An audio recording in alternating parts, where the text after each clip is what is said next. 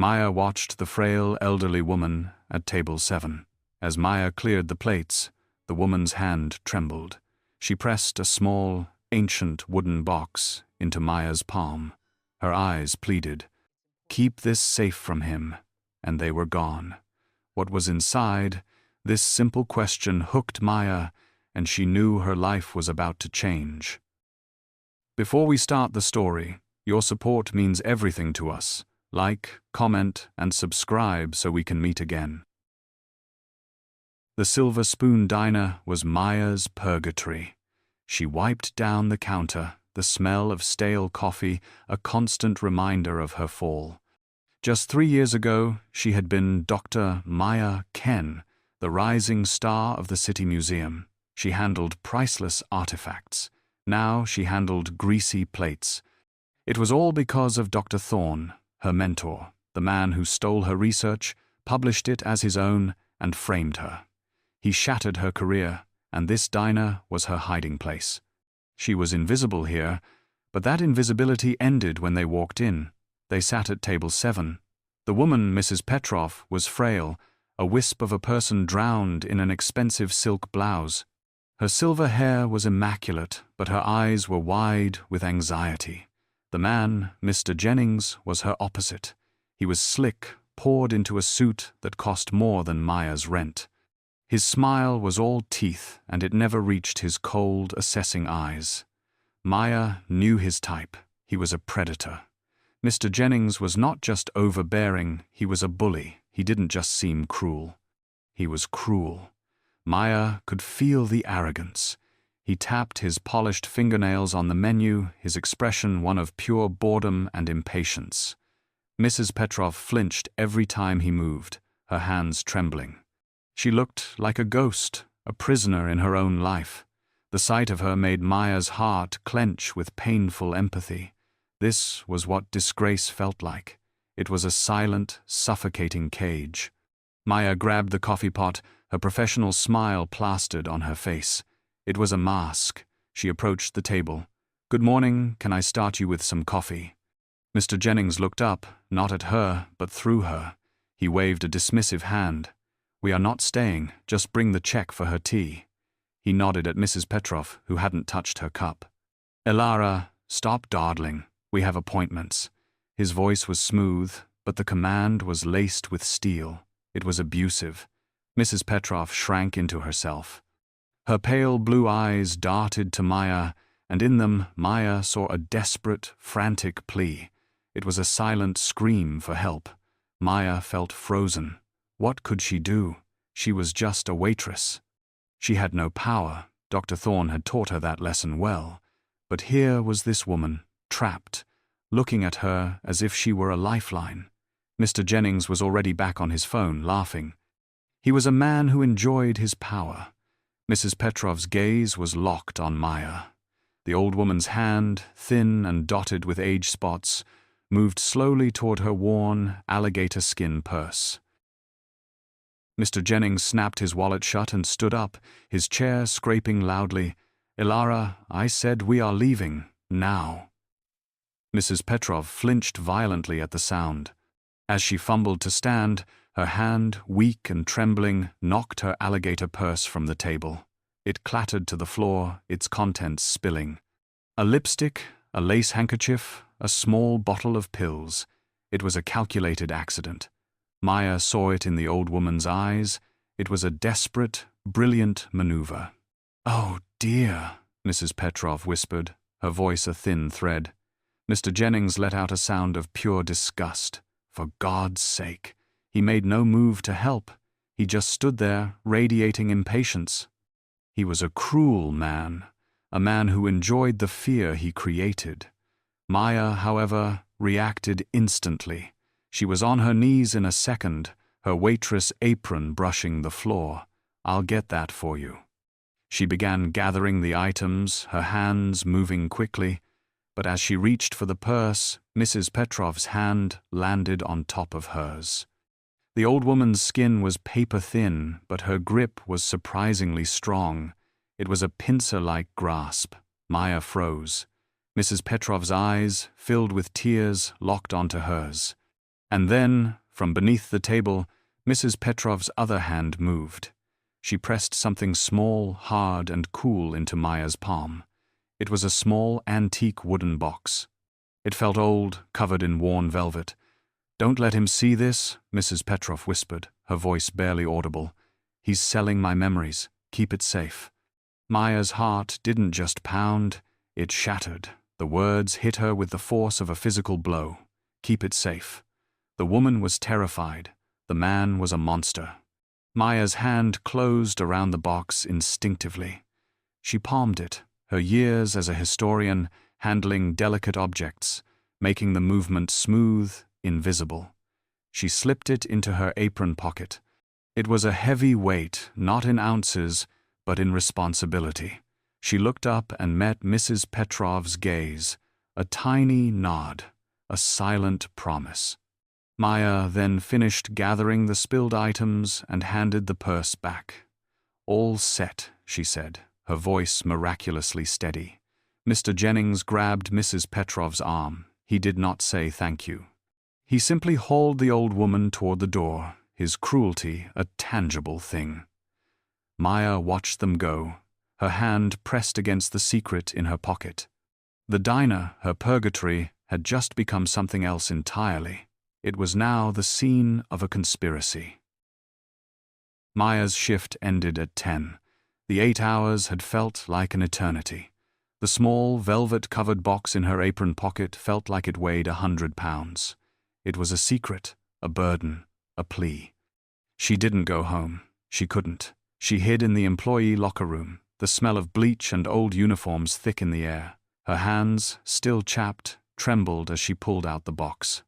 It was beautiful, older than she first thought, probably late 19th century. The wood was dark and the velvet was worn bare at the corners. Her historian's pulse quickened, a feeling she had not felt in 3 long years. She ran a finger over the small brass latch. It clicked open easily. Her heart was in her throat. She expected jewels, or perhaps money, but it was not that simple. Inside, nestled on faded silk, were 2 items. The first was an old skeleton key. It was heavy, ornate, and unmistakably a safe deposit key. The kind used by old, powerful banks. The second item was a small leather-bound diary, its cover softened with age. Maya's breath caught. This was history. This was a story. Her hands, now steady, opened the diary with practiced care. Most of it was filled with elegant script, dates and notes about art, gardens, life, but she flipped to the end. The last entry was shaky, written just 2 days ago. Her blood ran cold as she read the words. "He's emptying the vault. He doesn't know about the true ledger. The key is for the bank. My grandson must know the truth." Maya's heart shattered. The words were a scream. Mr. Jennings, he was liquidating this poor woman's life. A vault, a true ledger. This was not just casual cruelty. This was a conspiracy. A massive, cold-blooded theft of a woman's entire legacy. Mrs. Petrov had not just been asking for help, she had been giving Maya a weapon. She had been giving her the one piece of evidence that could stop him. Maya, the disgraced historian, the invisible waitress, was now the sole guardian of Mrs. Petrov's last stand. She was terrified. But beneath the fear, something else sparked. It was a cold, familiar anger. It was the same anger she felt for Dr. Thorne. She was no longer just a waitress, she was a witness. The next day, Maya's shift was a blur of anxiety. The key and diary were hidden in her apartment, locked in the only drawer that had one. But the weight of the secret was still in her pocket. She felt exposed, paranoid. Every time the diner's bell jangled, her heart leaped into her throat. She was spilling coffee, dropping forks. Her boss, a kind woman named Sal, gave her a worried look, but Maya just shook her head. At 2 o'clock, the diner was nearly empty, and then the bell jangled. It was him, Mr. Jennings. He was alone. He slid into the same booth, table 7, and his cold eyes found her instantly. He didn't look at the menu. He just watched her, a smug, reptilian stillness. He was a predator. And he was waiting. He was enjoying her fear. Maya's hands trembled as she grabbed the coffee pot. Her legs felt like lead. She approached the table. He smiled. A thin, cruel line. "I'm not here for coffee, waitress." He said it just loud enough for her to hear. "Go to the back hallway, by the restrooms. We need to talk." It was not a request, it was a command. Maya felt the blood drain from her face. She looked at Sal, who was busy in the kitchen. She was alone. She walked to the back. The hallway was narrow, smelling of disinfectant. Mr. Jennings followed. He cornered her between the mop bucket and the wall. His expensive cologne was suffocating. He leaned in, his voice dropping to a vicious whisper. "I don't know what game you think you're playing, you little thief." Maya froze. Thief. The old woman. She's confused. She sometimes gives things to people. He was lying. His eyes were cold and dead. "She gave you a worthless old box. I want it back, now." Maya's heart hammered. "I don't know what you're talking about." His smile vanished. His face turned red with anger. "Don't lie to me. I saw her slip it to you." He actually enjoyed humiliating people. His hand shot out and gripped her arm. Hard, his fingers dug into her flesh. "Give it to me, or I will call the police. I will have you arrested for stealing from a vulnerable old woman.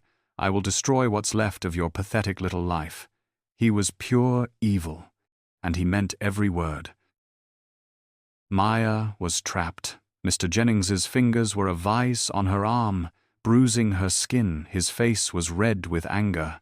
"He was pure evil," I said. "Give it to me." His voice was a low growl. Maya's heart hammered against her ribs so hard she thought it would break. She was shaking, terrified. She had no power. Dr. Thorne had taught her that, and Mr. Jennings was reinforcing the lesson. She was just a waitress, a thief, a nobody. A new voice cut through the hallway. It was calm, deep, and full of an authority that vibrated in the small space. "I believe you'll find you are the thief here, Mr. Jennings." Maya and Jennings both froze. A man stood at the end of the narrow hall, blocking the light from the diner. He was tall. In his early 30s. He wasn't wearing an expensive suit like Jennings, but his clothes, a simple dark sweater and jeans, spoke of quiet wealth.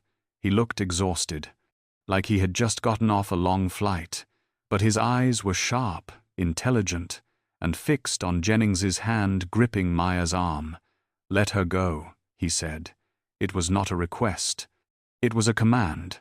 Jennings dropped Maya's arm as if he had been burned. His smug mask returned almost instantly, but Maya saw the flicker of pure panic in his eyes. "And who are you?" "I'm Leo Petrov," he said, "Alara's grandson. I just flew in from London." Leo's gaze shifted from the sputtering Jennings to Maya. His expression softened slightly. "Are you Maya, my grandmother's nurse?" "Maria called me last night. She was frantic. She said my grandmother wouldn't stop talking about a kind waitress. She said she had given you something important." She was terrified Jennings would find out what she had done. Maya stared at him. Leo Petrov, the grandson, the man from the diary. He was real. He was here. He was not a fantasy. He was the benevolent power she needed. He was the hero, Jennings scoffed, trying to regain control.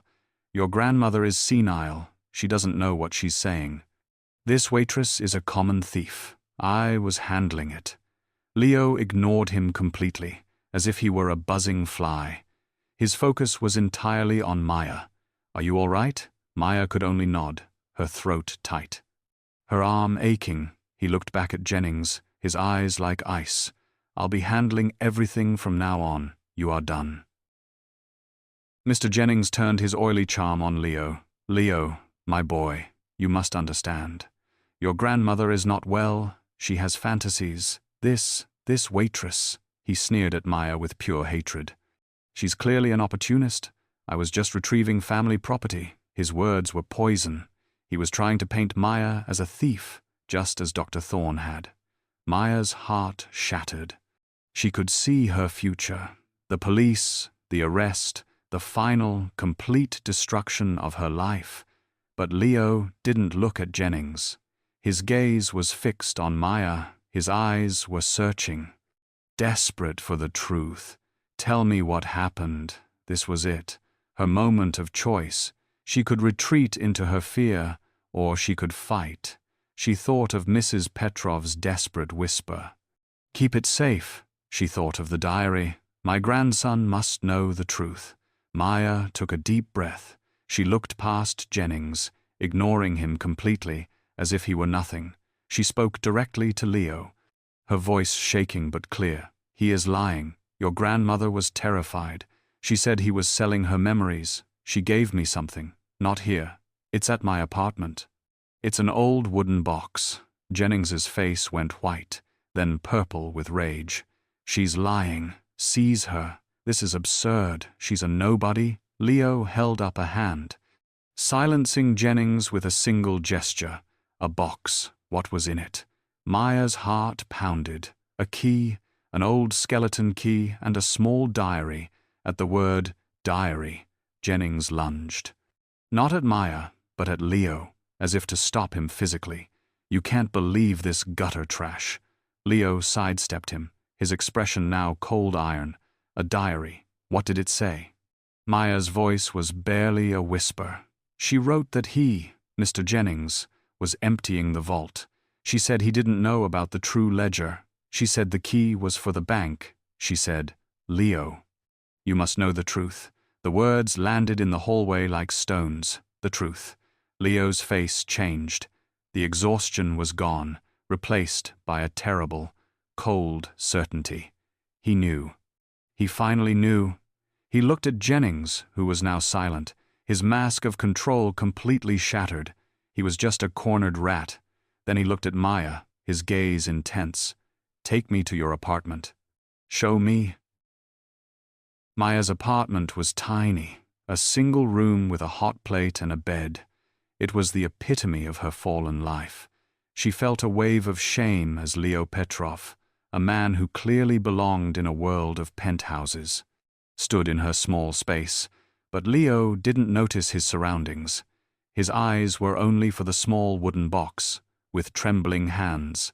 Maya opened it and gave him the contents, the key and the diary. The moment Leo's fingers touched the diary, he inhaled sharply. He opened it, his gaze falling on the last, shaky entry. He didn't need to analyze it. He knew. It's her handwriting, he whispered, his voice thick with an emotion Maya couldn't name. It was grief, and it was rage. He sank onto her only chair, his head in his hands for one brief second.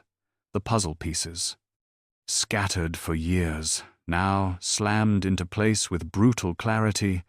The unanswered calls, the nurses who were suddenly let go, the constant excuses from Jennings that Ilara was too tired or too confused for visitors. It wasn't confusion, it was isolation. It was a prison. He looked up, his eyes blazing with a cold, protective fury that was terrifying. He's been isolating her, he said, his voice deadly quiet. He's been selling off her entire life while telling me she was senile. He wasn't just an advisor, he was a parasite, a monster. He pulled out his phone, his movements were precise, economical. He was no longer the exhausted traveler, he was a man with a singular purpose. He dialed, Michael, it's Leo Petrov, he's done it. Jennings, I have definitive proof. A written statement from my grandmother and physical evidence. He's been liquidating her estate under the guise of managing it. I need an emergency restraining order filed immediately. Bar him from the house. From her accounts, from her, yes, an emergency ex parte order. I want him served within the hour. I want him locked out of everything. He hung up. The silence in the small room was absolute.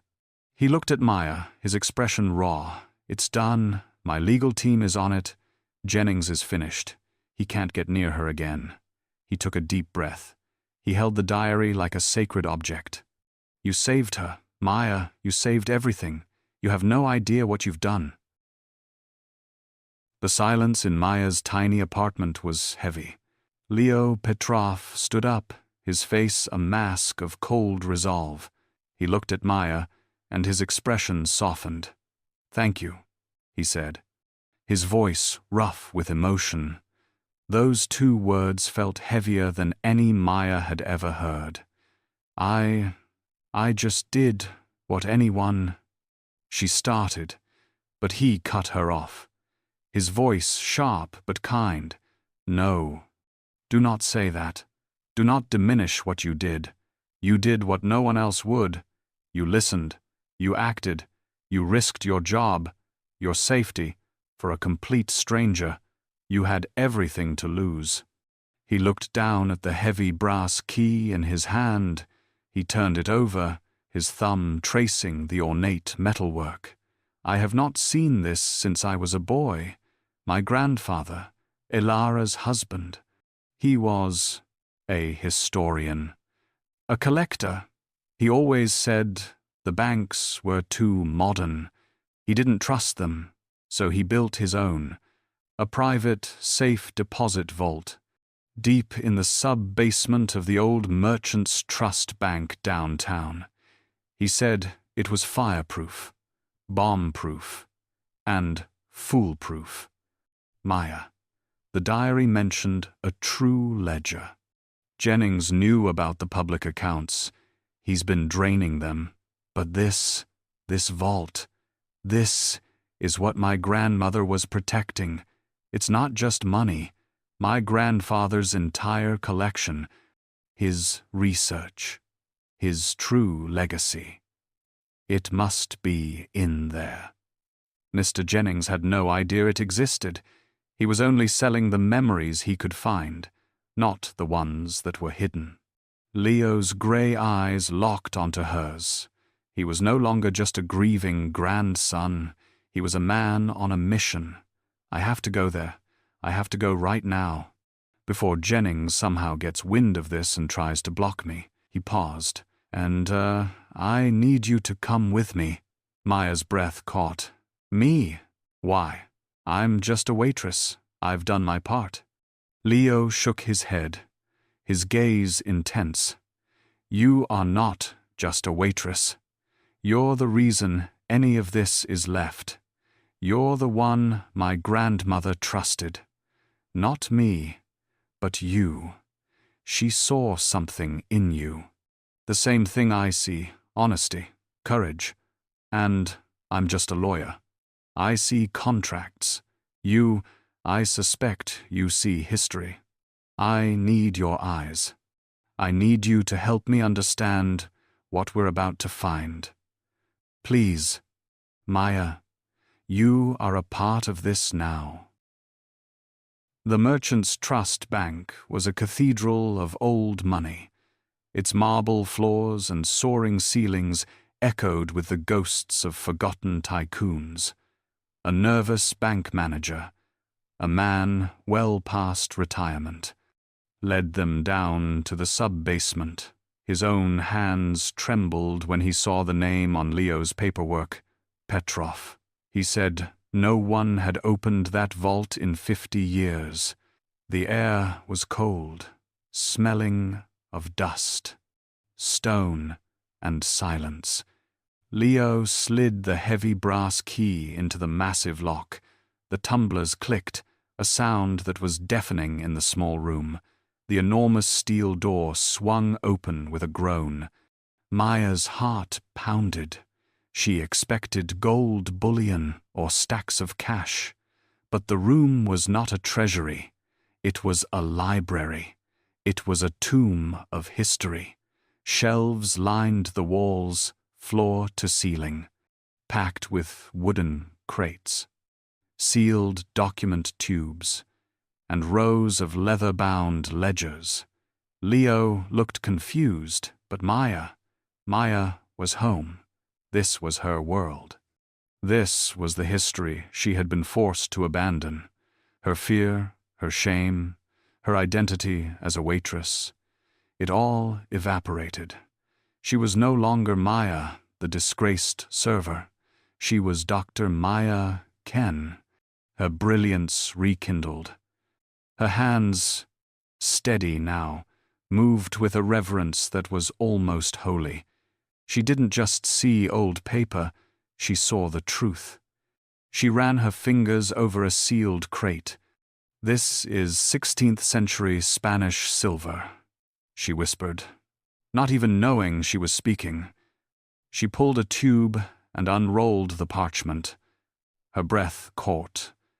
"This is an original cartography map.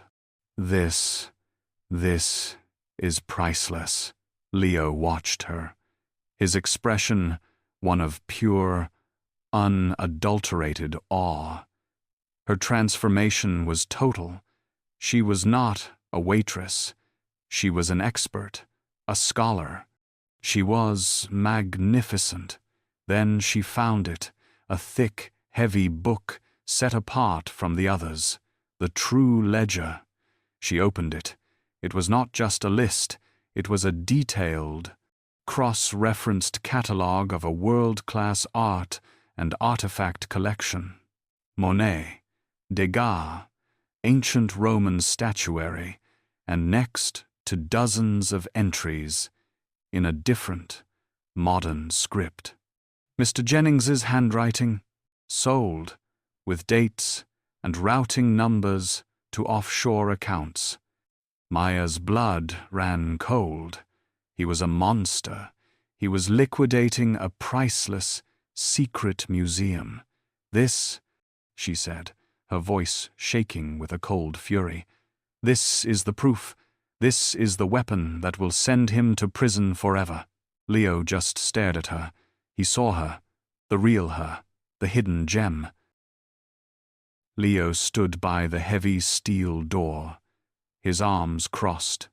He was not looking at the priceless artifacts. He was looking at Maya. He was stunned. Her transformation was absolute. The timid, terrified waitress from the diner was gone. In her place was this woman, this brilliant, confident scholar. She moved with purpose, her hands gentle but sure. Her knowledge was encyclopedic. She was not just identifying items, she was telling their stories. She was reading the vault like a book. This woman did not belong in a diner. She belonged here. He had to know. "Maya," he said, his voice echoing slightly in the dusty, cold air. She looked up, her eyes bright with a passion he had not seen before. Her cheeks flushed. "Who are you?" he asked. It was not a casual question. It was a demand. Maya froze. The light in her eyes died instantly. The scholar vanished and the waitress returned. Her shoulders slumped. The mask of shame, the one he had seen in her apartment, fell back over her. Her heart shattered. She had been so lost in the history, she had forgotten who she was. A disgrace, a nobody. I'm just a waitress," she whispered, her voice hollow. Leo shook his head. He walked closer, his gaze intense but not unkind. "No, you're not. A waitress does not recognize late 16th century Spanish silver on sight. A waitress does not handle a 400-year-old map with that kind of expertise. Tell me, please." His plea, the genuine curiosity and respect in his voice, broke something inside her. The story she had held secret for 3 years, the poison she had swallowed alone. It all came pouring out. Her voice was flat, dead. As she recounted the tale, she told him about her life, about being Dr. Maya Ken, the top graduate, the museum's rising star. She told him about her mentor, Dr. Thorne. He was a titan in the field, a man she had trusted. He was also a fraud, a monster. He had taken her research, her entire thesis on pre-Columbian trade routes. He published it under his own name. He stole her life's work. When she threatened to expose him, he destroyed her. He was pure evil. He used his power, his connections. He framed her, accusing her of mishandling an artifact, a convenient, career-ending mistake. She was blacklisted. Her reputation was in ruins. No museum, no university, no library would hire her. She had lost everything. She was a pariah. The Silver Spoon Diner was the only place that would have her. She had disappeared into a life of invisibility until his grandmother had given her a box, and he had forced her to see herself again. They left the vault hours later. The adrenaline of the discovery faded, leaving a quiet, buzzing intimacy between them. Leo insisted on coffee, not at the diner, but at a small, quiet cafe nearby. It felt surreal. Just yesterday, Maya was serving coffee, invisible and ashamed. Today, she sat across from Leo Petrov as an equal. The connection between them was no longer just about the vault. It was real. It was palpable. Leo watched her over the rim of his cup, his eyes filled with an open admiration that made her blush. "You are brilliant, Maya," he said, his voice soft. "Truly brilliant. I have never met anyone like you." Maya's heart did a strange, dangerous flutter. This felt like hope, for the first time in 3 long, desolate years. She didn't feel like a disgrace. She felt like herself. They talked for hours, not about the ledgers or the artifacts, but about life, about London, about her dreams, before they were shattered. He listened. He really listened. He was a good man, a kind man, and he saw her. The warmth of their first date carried her all the way back to her tiny apartment, but the hope was fragile. That evening, her old phone buzzed on the counter, a text from an unknown number. Her blood ran cold. She knew, with a sickening certainty, who it was. She opened it. "I see you are making new friends, Dr. Ken." The use of her old title was not a courtesy. It was a deliberate, twisting cruelty. It was a sneer. The text was from him, Dr. Thorne, her mentor. Her destroyer, the monster who had stolen her life. He was pure evil. How did he even get her number? He must have heard about the Petrov collection. The news must be spreading through the academic underworld. He was watching her. A second text came immediately, one after the other. His cruelty was efficient, a piece of friendly advice. "From your old mentor, stay silent, know your place. You are a waitress. Do not pretend to be anything else. Do not get involved in things that do not concern you. You are blacklisted for a reason. Do not make me remind you why." The threat was not veiled, it was a knife to her throat. All the confidence, all the hope she felt with Leo, it all shattered. The floor dropped out from under her. He was reminding her that she was nothing. She was trash. He had destroyed her once, and he was promising to do it again. The cafe, the vault, the connection with Leo, it was all a fantasy. This was her reality.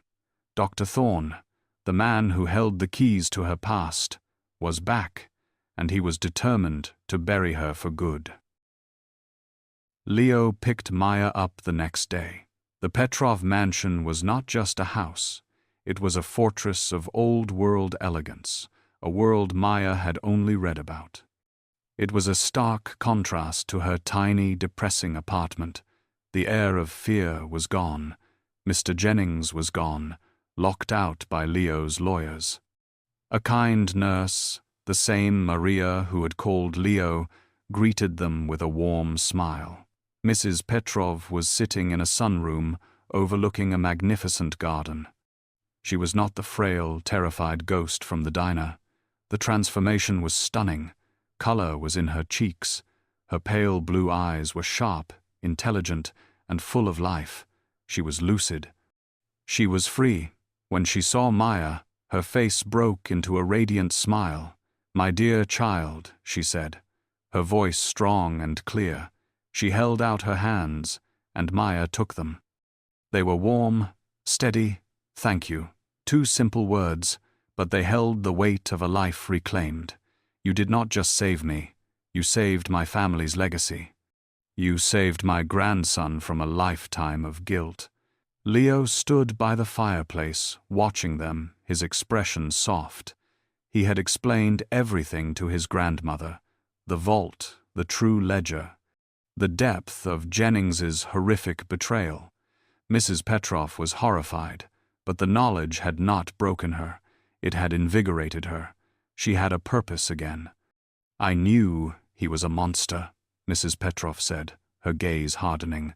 "A pure, evil parasite. I knew Jennings was a snake, but I was trapped. I was weak. He isolated me, drugged me lightly, told everyone I was senile. But you, I saw the look in your eyes at the diner. I saw your anger. You were not just a waitress, you were a warrior. I saw your strength, and I knew you were the one." Maya blushed, uncomfortable with the praise. Mrs. Petrov cut her off, her tone firm but kind. "No, you did what no one else dared. And now you must be rewarded. Leo has told me about you. He told me what you really are, a historian, a brilliant one." Maya froze, her heart hammered. Dr. Thorne's cruel text flashed in her mind. "Stay silent. Know your place." The fear returned, cold and suffocating. Mrs. Petrov continued, unaware of Maya's sudden panic. "That vault is my husband's life's work. It cannot be sold off by monsters like Jennings, and it cannot sit in the dark. It must be shared.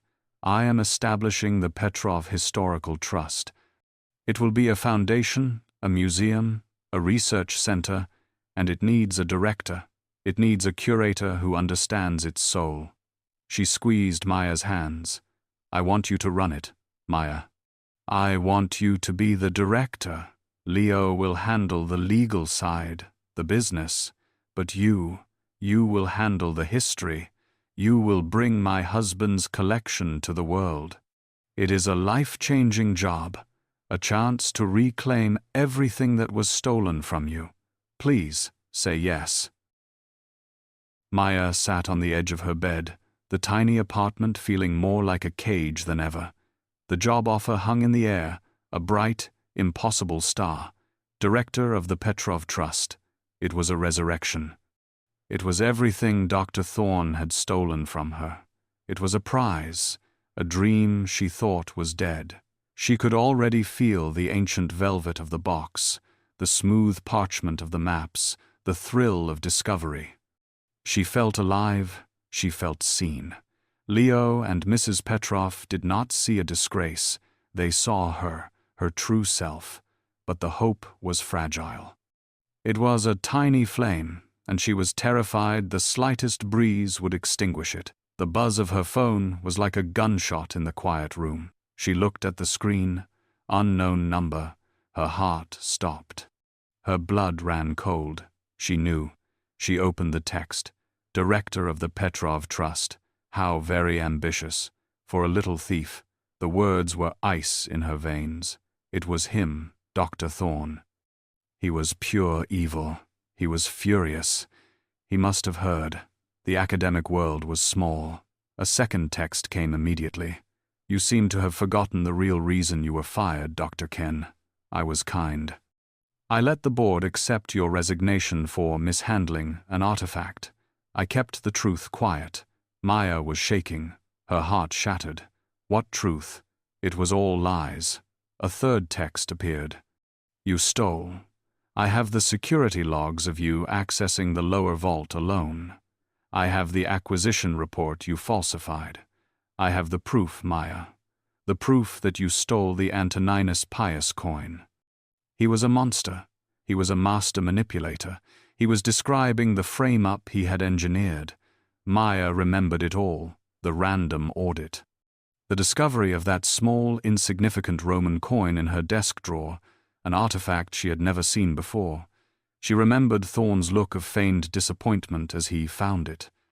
He had planted it, he had fabricated the logs, he had destroyed her, and now he was using that same lie to kill her a second time. The final text came: "Decline the offer, disappear again.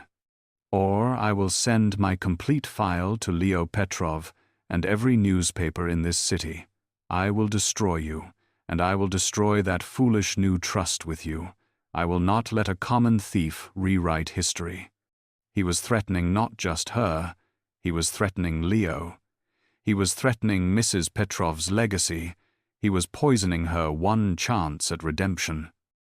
Maya was paralyzed. The phone felt like a block of ice in her hand.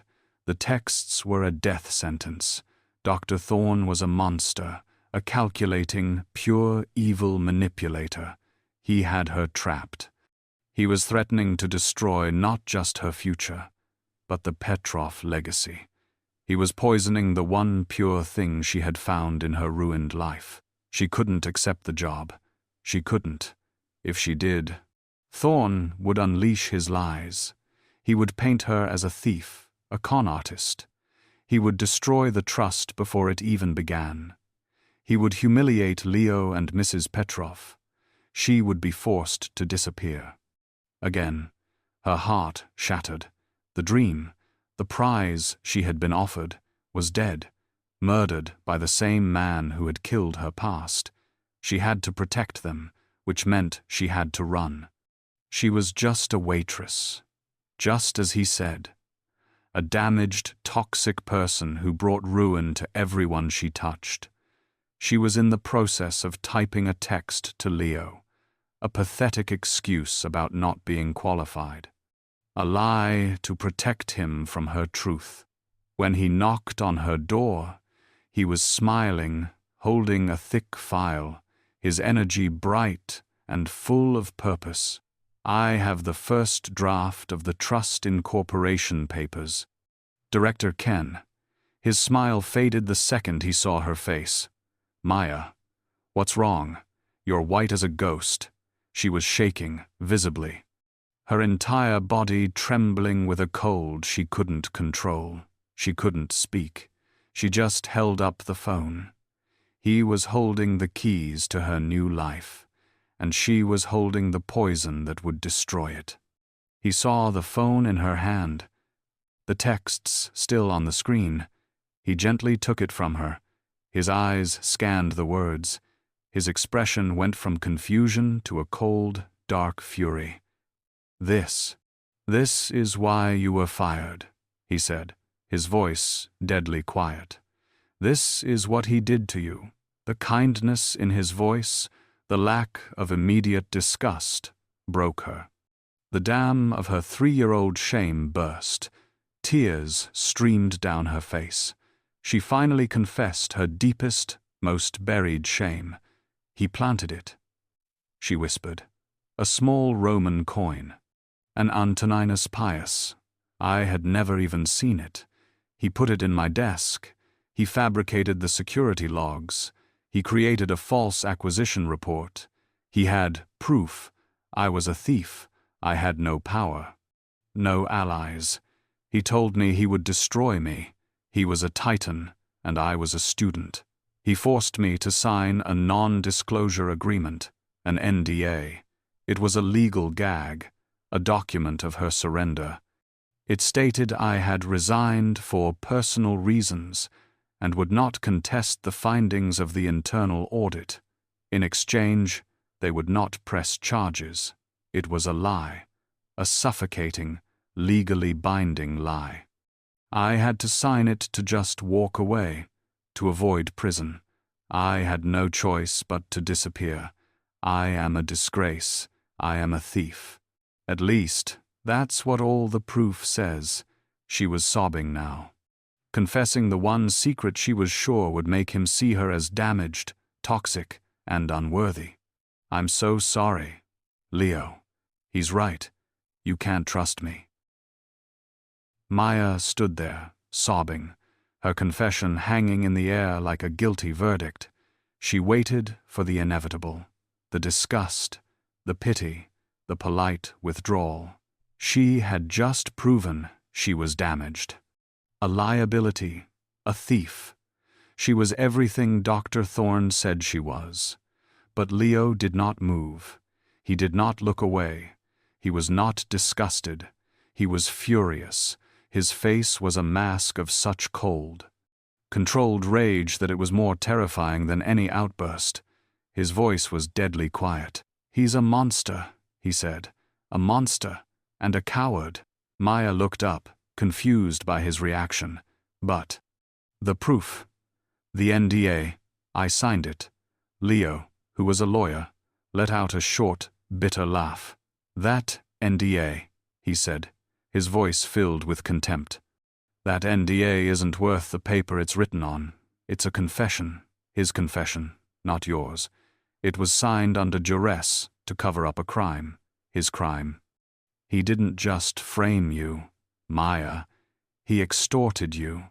He blackmailed you. He didn't destroy you because you were weak or careless. He destroyed you because you were a threat. He knew you were brilliant, and he couldn't stand it. He was a parasite, just like Jennings." He pulled out his phone. His hands were not shaking. They were perfectly steady. He dialed. "Grandmother, it's me. Our new director is even more qualified than we thought. She's a survivor of academic theft and blackmail at the hands of a man named Dr. Thorne. He is now threatening her. And, by extension, us." There was a pause. Maya could hear Mrs. Petrov's voice, sharp and clear, on the other end. "A coward," she snapped. "Another coward who preys on the brilliant. This doesn't change our offer, Leo. It cements it. Maya, are you there?" Leo put the phone on speaker. "Yes, Mrs. Petrov, I'm here. Your new job, child, comes with a new resource. Leo's entire legal team. This Dr. Thorne wanted to destroy you. Fine, we will destroy him first. You are not a disgrace. You are a fighter, and you are one of us now." Maya's heart didn't shatter. It healed. In that one moment, 3 years of shame, of fear, of believing she was worthless, it all dissolved. It was replaced by their absolute, unconditional belief in her. They saw her secret, her deepest wound, and instead of seeing weakness, they saw strength. They saw proof of her value. Her tears stopped. The fear was gone, replaced by a cold, hard resolve. She wasn't a victim anymore. She was a warrior, just as Mrs. Petrov had said. Dr. Thorne was a man who did not tolerate failure, especially his own.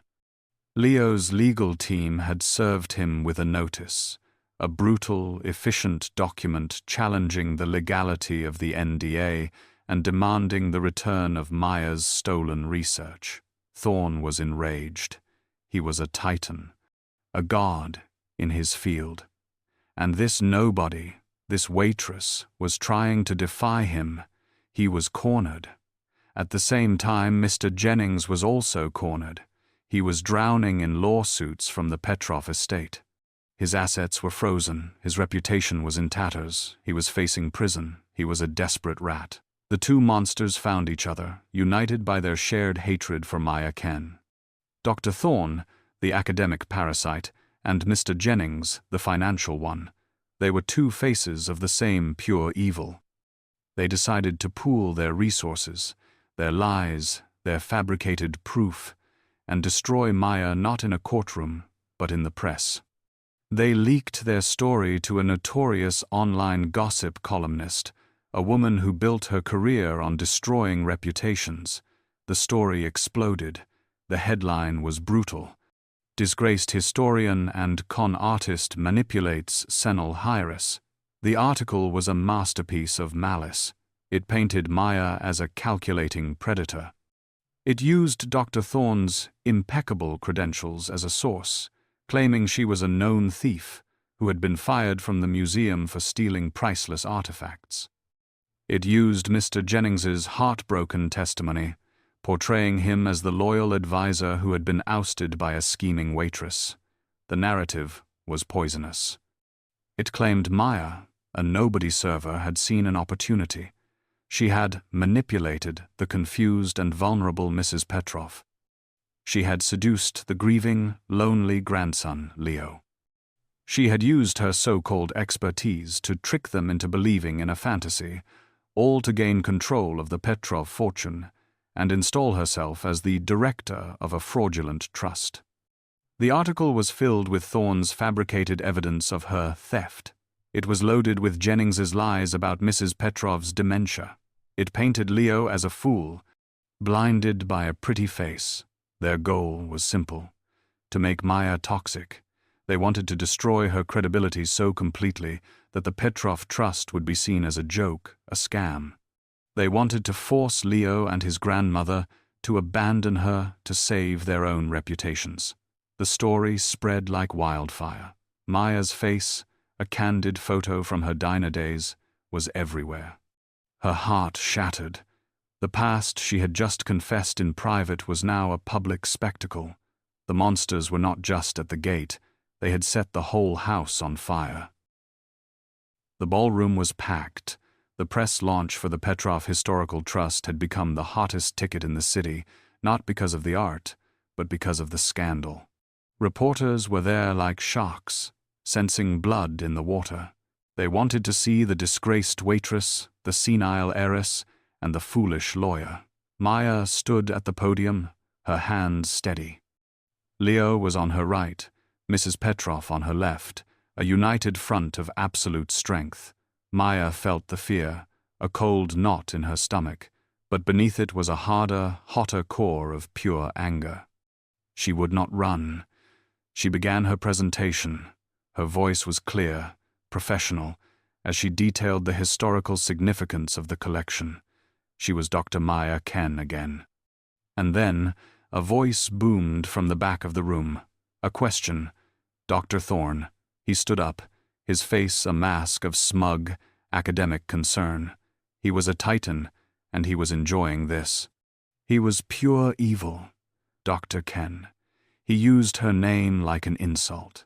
Given your documented history of theft and falsification at the City Museum, how can this esteemed family possibly entrust you with this collection? How can we, the public, trust that you will not simply steal this, too? The room went silent. Every camera turned to Maya. This was the moment. Dr. Thorne smiled, waiting for her to crumble. But Maya did not crumble. She did not cry. She simply nodded. Thank you, Dr. Thorne. I was hoping you would ask that. On the giant screen behind her, she projected a document. It was her original thesis draft, dated, time-stamped 3 years ago, and next to it, she projected a page from Dr. Thorne's groundbreaking published book. My research, she said, her voice ringing with authority, focused on pre-Columbian trade routes. Dr. Thorne's book, published 6 months after I was fired, focused on the exact same obscure topic. He claimed it was his life's work. She pointed to a line. You see, Dr. Thorne made one critical error when he stole my work. He copied my first draft, the one where I had misidentified the mint mark on a specific Roman coin. She clicked. Her final research notes appeared, dated 2 months later, before his publication, showing the correct analysis. He was so eager to publish my stolen work, he didn't even bother to check the facts. He didn't just steal my research, he stole my mistakes. The room exploded. Dr. Thorne's face went white. He was shattered. He was publicly humiliated. Reporters were shouting. A man from the City Museum's board stood up. Dr. Thorne, you are suspended, effective immediately. Security, please escort this man out. Dr. Thorne, babbling, incoherent, was led out of the room like a common criminal. The justice payoff was complete. Maya stood tall. She had her career back. She had her name back. She had her life back. The press conference ended in chaos. Dr. Thorne was gone. a disgraced, sputtering man dragged out by security. The reporters, sensing the real story, now swarmed Maya, but not with accusations. They swarmed her with respect. They wanted to know about her research. They wanted to know about the collection. Leo and Mrs. Petrov flanked her, a protective, proud wall of support. Maya, her voice no longer shaking, answered every question. She was not a victim. She was not a thief. She was Dr. Maya Ken, and she was back. The justice payoff was absolute. 6 months later, the Silver Spoon Diner felt like a different lifetime. Maya stood not in a polyester uniform, but in a tailored linen suit. She was not in a greasy diner.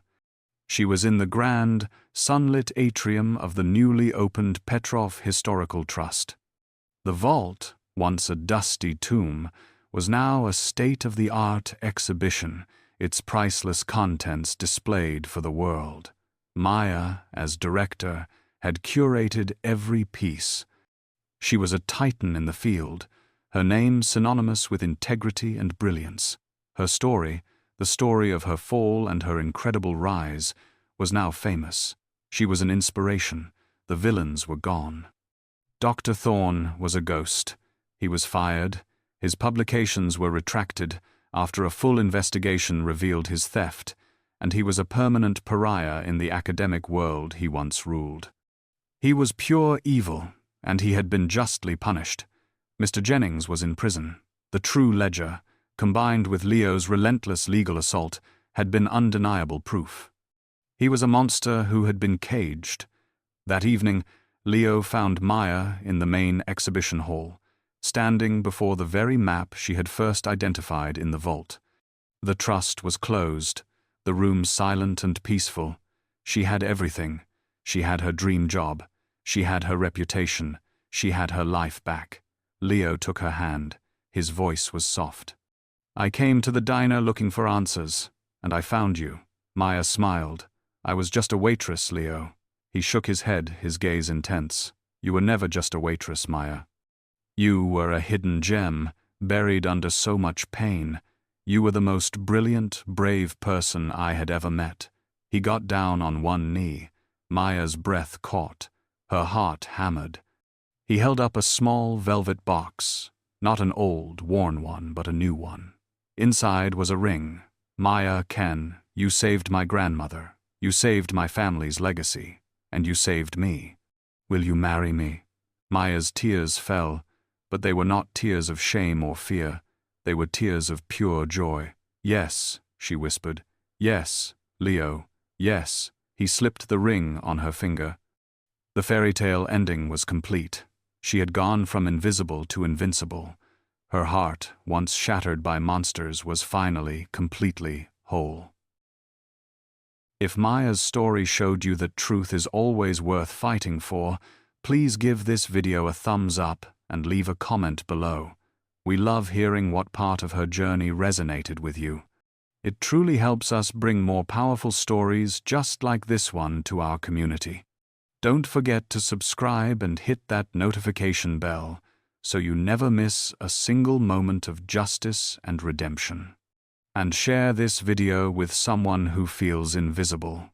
Remind them that their past does not define them, and that the key to unlocking their future might just be in helping someone else find theirs. Thank you for listening.